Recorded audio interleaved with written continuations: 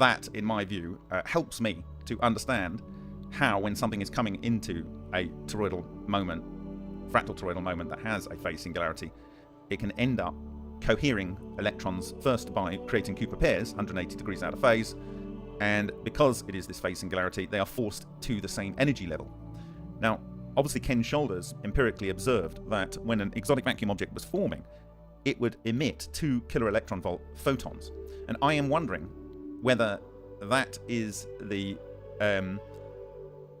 default quanta that can be emitted from an exotic vacuum object because of some form of relationship when it's forcing this coherence. The video that I'm referring to, actually, apparently it was published in 2014, and it's been resurrected by Ashton Forbes.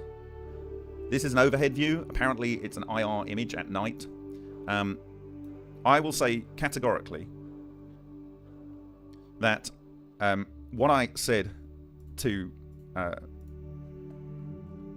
Ross Coulthart in my interview with him some long while ago, which you can see on remoteview.icu, that these structures are almost, I would say, exactly equivalent to what I witnessed when I was 7 years old, as best as I can remember, in 1979, in Worthing in the UK.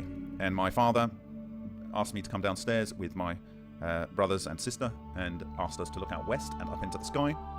And we saw these 4 objects appear and then disappeared.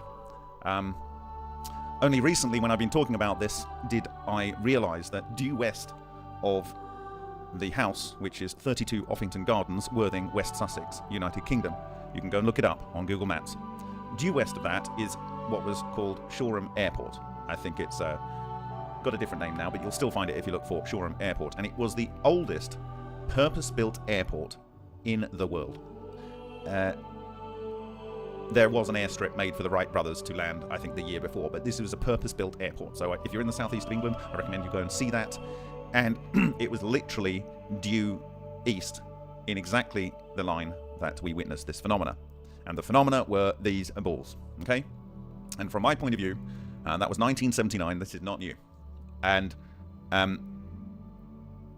I would suggest that they were created from the ground at the airport and caused to form in the sky and be controlled from the ground.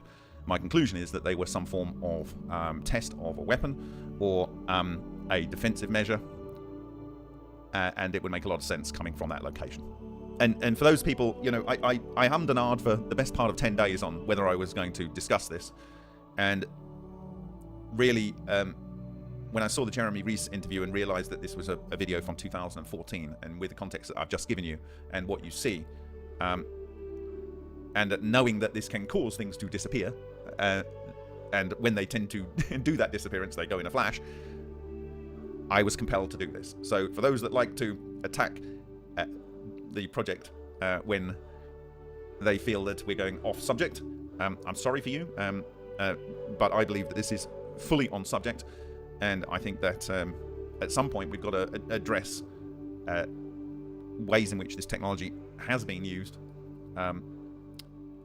because we need to wake up to its possibility. If it turns out to be fake, well, it's a pretty well-informed fake, is all I can say. And I didn't go back in time and force them to make this video with what we know now.